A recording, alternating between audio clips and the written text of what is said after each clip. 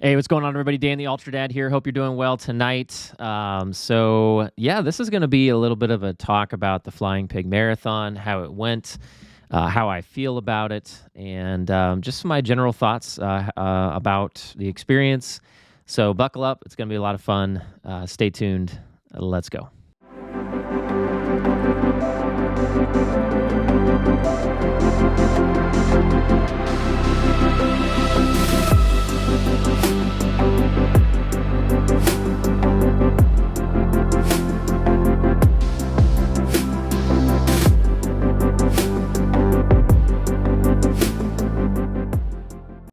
Welcome back once again, everybody, to the channel. My name is Dan. I am the Ultra Dad. That's what this channel is called, Ultra Dad. And what that means is I like all things running. I do love a good ultra marathon as well. That's how I got into running. But I did recently run the first road marathon of my life, the Flying Pig Marathon in Cincinnati, Ohio. For any of you who don't run and who have no idea what a marathon is, it's 26.2 miles on pavement typically, although there are trail marathons for sure.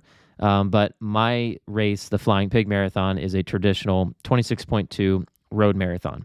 It takes place in Cincinnati, Ohio, which is in the southwestern portion of Ohio. And it's kind of in a river valley, so it's very hilly. There's a lot of vertical gain. It looks like on Strava that my watch came up with, I think, 1,000 feet of vertical gain, which is pretty significant for a road marathon. Anyway, my first road marathon, the Flying Pig Marathon, let's talk about it. So first of all, I was very excited to do it because my brother was going to be able to run it with me, and it happened to be his first road marathon as well. We are both, I don't know if I'd say seasoned, but we definitely have done ultra marathons, many ultra marathons, both of us. So kind of going at it a little bit backwards. Typically if you get into marathons, you might ramp it up, go from shorter distances to longer distances. But for us, we've done a number of ultra marathons. We've both done 100 milers. We've done plenty of 50Ks and 50 milers.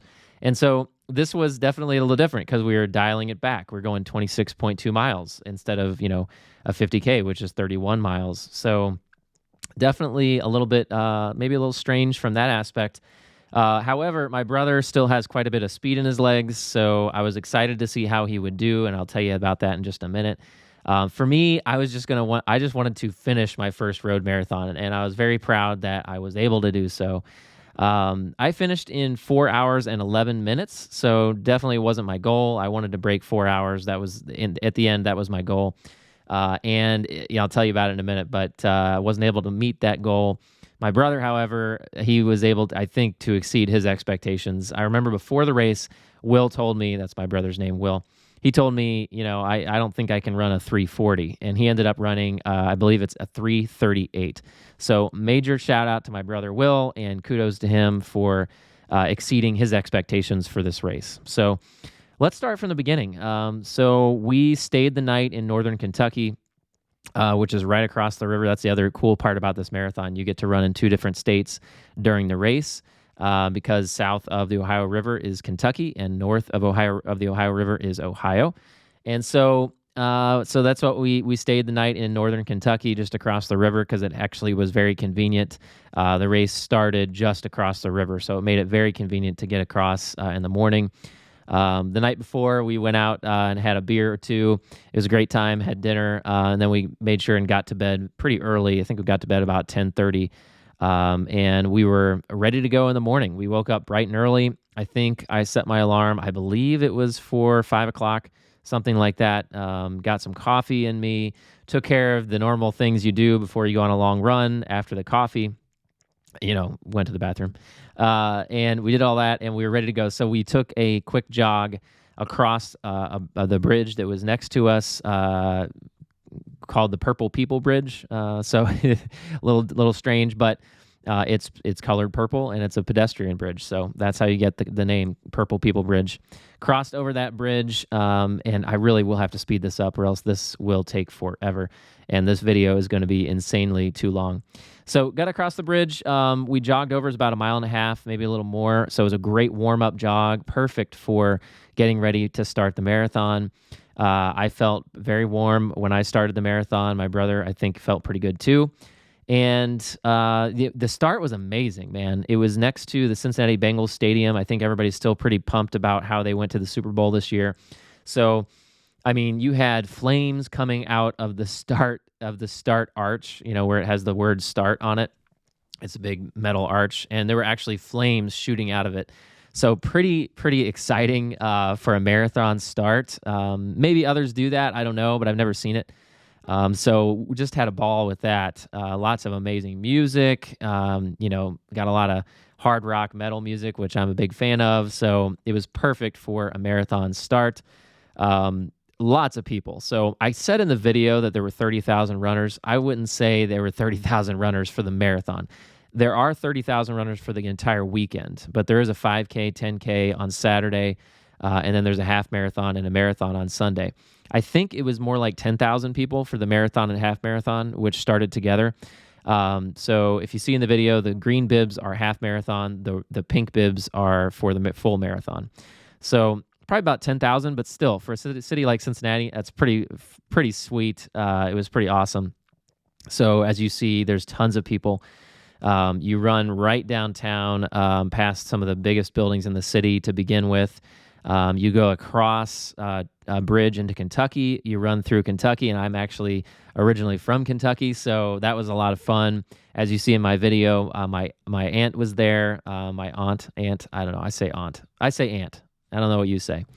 But my aunt Lisa was there to greet us. She was passing out water. She's from Northern Kentucky. As I just said, my family is too. So actually her church is right down there, and they were passing out water to all the runners. And so we knew she would be there. We didn't know if we'd actually see her because there were so many people, but as fate would have it, we did, and it was a great time saying hi to her. She snapped a picture for us and put it on Facebook, and off we went. Ran through the city across the river called Covington and Newport, and then ended up going across the bridge back into Cincinnati. And then once you cross back into Cincinnati, you go deeper into the city. You again run through all of the tall buildings in the city. Lots of people out cheering. Of course, the cheers just echo off the buildings. It was just a really fun experience. And so once you get through that, you end up going up this long hill, and that's where you get most of your vertical gain. So you get probably about 600 to 700 feet of vertical gain from that point, from mile 5 till about mile 11 and a half. Now, that's okay, because once you get to mile 11 and a half, it's pretty much a net descent throughout the rest of the race. I think maybe it actually starts around mile 13, and then it's a net descent. But once you get to the top of that hill, you feel like the rest of the race is a net descent. There are some rollers, definitely. There's still a few hills, but in general, it's a slight decline all the way back home to downtown Cincinnati.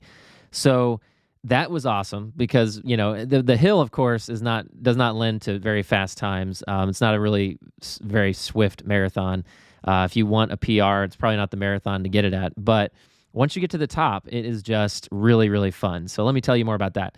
Once you get to the top, you go through a town called Mount Adams. You also go through Hyde Park, and then there's a couple other little towns. And at the top of this hill that overlooks the city of Cincinnati. And man, it was just amazing. The crowd was so supportive.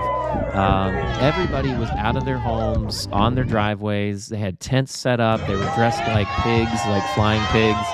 You had little kids dressed up like flying pigs. You had, all kinds of people handing out, not only just the traditional water and Gatorade, but you also had people handing out. I got like a Thin Mint. I got one of those little Freezy pop sticks. I got a bottle of Coke that people were just handing out random stuff.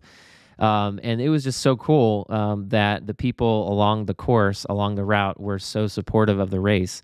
I mean, it just was endless. It seemed like every single street, it was certainly, I'd say probably 80% of the course was covered with people cheering you on. Now, there were a few stretches that were quieter, especially, I'd say, between miles 21 and 23 or 22. There's a couple miles where you're on like a road that doesn't have that many people on it. But there's still a few people out there cheering you on.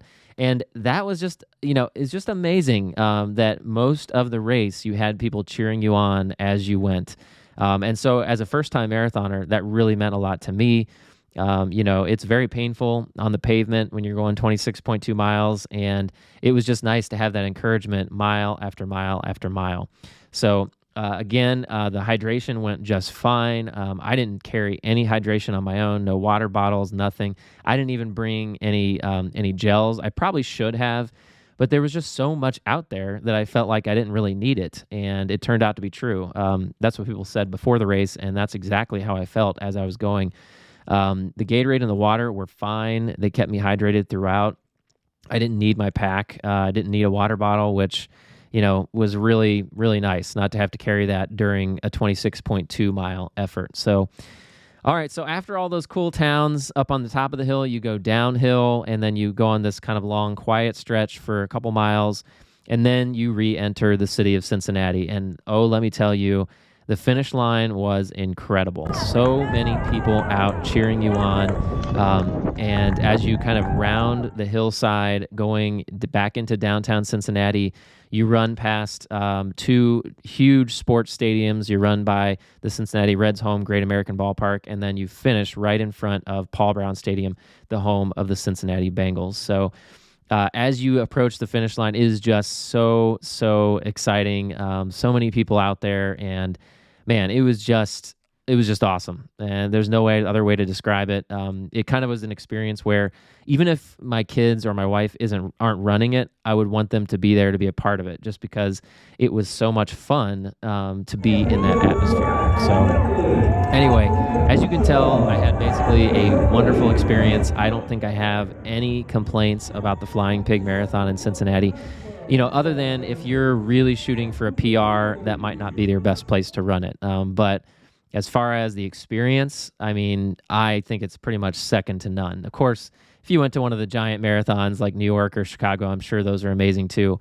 But for like a Midwest marathon in really a kind of an average sized city, I mean, the experience was amazing.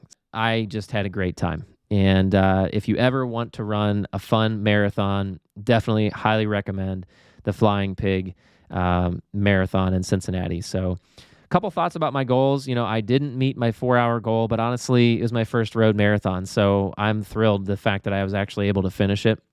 I was in a lot of pain. I think that if I would have gotten a couple 20-mile long runs in, or maybe even pushed it to like a 22, I definitely would have been able to move a little bit faster during that point in the race, because right about mile 18, I started to hurt pretty bad. Mile 20, I mean, I never really hit that traditional wall where I felt like I couldn't move forward, but I wasn't able to move very fast once I got to mile 20, 21, 22-ish. I was really kind of moving slowly. I think I was at like 10-minute miles by the end, the last couple miles, which definitely hurt my time. I think, for the first, 15 miles, I was in the 8 to 9-minute range. So really pretty good for me. Pretty happy with that. If I would have been able to continue that pace a little bit longer, I think I would have been able to meet my goal of 4 hours. In the beginning, for the first half marathon, I was ahead of the 3:50 pace. The pacers carry the flags as they're running down. And there's a group of people around the pace flags usually, and this was the case here. The 3:50 was behind me for probably about half the race. Probably from mile 13 to 15, I went back and forth with the 3:50 pacers. And then at I think it was about mile 17, they finally left me. I decided I wasn't going to be able to keep up with them, but then I was holding on hope that I could possibly stay with beat the 4-hour pacers, because there was another pace group, and they didn't pass me until mile 22, I think, maybe even later. Maybe it was more like 23. So I actually came pretty close to breaking that 4-hour barrier, and man, I mean, I think I definitely could have done it. I hate, it's hindsight, but it's 2020, right? I honestly think if it wasn't as hilly, if I didn't have that 1,000 feet of vertical gain, I probably would have broken 4 hours with the effort that I put in. And so I'm pretty happy with that. And I'm actually kind of anxious to try to run one that's flatter, so to see what I can do. But anyway, so that's a little bit of a recap of my Flying Pig Marathon from 2022. My brother, again, he finished 3:38. Very proud of him for doing that. Man, he's got some speed left in him. And can't wait to see what his second marathon might be like. Little preview, though. My next race is not going to be a road marathon. I am running the Mohican 100-mile ultra marathon, which is a trail ultra marathon in Mohican State Park, just north of Columbus, Ohio. doing that on June 4th. So I have got to get my training ready to go, and that's what I'm going to be focusing on the next few weeks. Need to get a big training run in, at least one, maybe two over the next month to be ready for that race. So very, very excited about that. That's going to be kind of a reunion of friends that ran last year. There's some other faces that might join us. So it's going to be just an amazing time there at Mohican State Park. I absolutely am just totally thrilled about that, and I cannot wait to see how that goes. So anyway, thanks again for following along. I hope this wasn't too long. It definitely was, but I hope that you found it interesting. And once again, if you want to run a good, fun, really fun marathon, hit up the Flying Pig Marathon in Cincinnati for next year.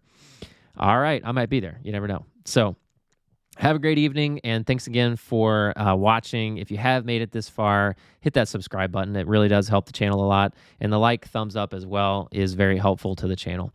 All right, that's all I got. Have a great evening, and we'll see you in the next one.